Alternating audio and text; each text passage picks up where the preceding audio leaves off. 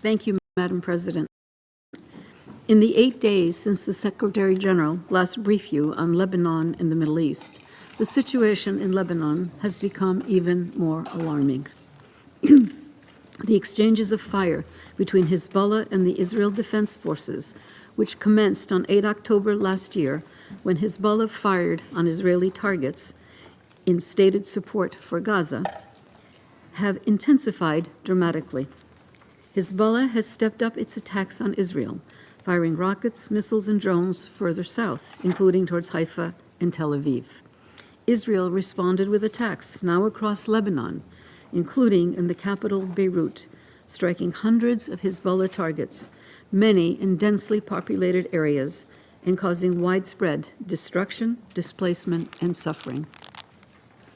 Since the commencement of Israeli ground operations into Lebanon on 1 October, Hezbollah and the Israel Defense Forces have been engaged in intensified clashes in southern Lebanon. The ongoing exchanges of fire has created a humanitarian emergency. The number of dead and wounded has spiraled. Over 300 people have been killed in Lebanon in just the past week. Since 8 October last year, the number of dead is now over 2,000, according to Lebanese Ministry of Health. Hundreds of those killed were civilians, including more than 100 children. Lebanese Armed Forces personnel have been killed, with 3 fatalities in the past week. Israeli soldiers have also been killed, including at least 12 on Lebanese territory since 1 October. Over 600 people have been displaced in Lebanon, 250,000 people since last Wednesday. The vast majority are women and children.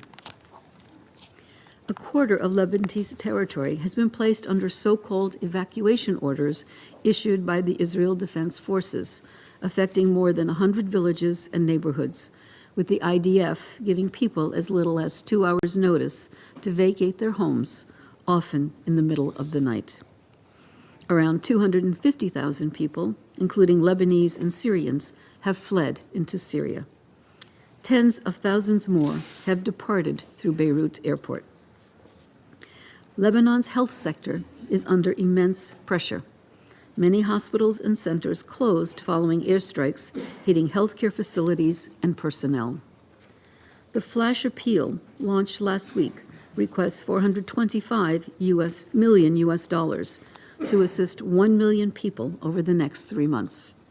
I urge member states to support this request. And I thank those of you who have already given or pledged aid. In northern Israel, the civilian population is also enduring repeated attacks from Hezbollah and other non-state armed groups in Lebanon and the region. Over 50 people have been killed and more than 60,000 have been displaced in Israel and the Israeli-occupied Golan Heights since last October, disrupting lives and livelihoods. The devastating conflict in Lebanon, coupled with intensified strikes in Syria and the raging violence in Gaza and the occupied West Bank, points to a region dangerously teetering on the brink of an all-out war.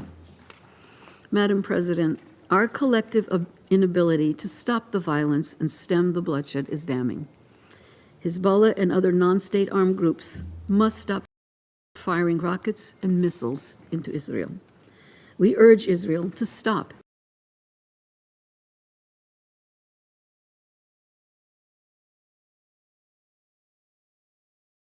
its bombardment of Lebanon and to withdraw its ground forces. The parties should seize the diplomatic options put on the table before them, not the weapons by their side. The United Nations welcomes the continued efforts of member states in this regard. As the Secretary General has warned, there is still time, but it is quickly running out. We must give diplomacy a chance now. The Special Coordinator for Lebanon, Janine Hesed-Pleshart, is engaging with all actors to stress the need for immediate de-escalation and a diplomatic solution. The parties must commit to a return to a cessation of hostilities and the full implementation of Security Council Resolutions 1559 and 1701. The Lebanese state must have control over all weapons within its territory. We have seen what happens when it does not. The political impasse in Lebanon is approaching 2 years. At this time of crisis, I urge Lebanon's political leaders to take resolute steps towards addressing the vacuum.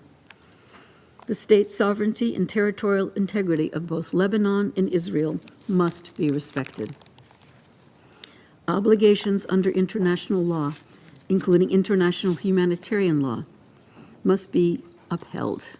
In this regard, distinction must be made between civilians and fighters, and between civilian infrastructure and military objectives. Civilians and civilian infrastructure must not be targeted. Indiscriminate and disproportionate attacks must be avoided. Humanitarian personnel, medical workers, and journalists also must not be targeted. UN personnel, including the brave peacekeepers along the Blue Line and members of the UN family working under such dangerous conditions across Lebanon, must be protected. We need to invest every effort to reverse this cycle of violence and bring Lebanon and Israel and the region back from the brink of catastrophe. Thank you.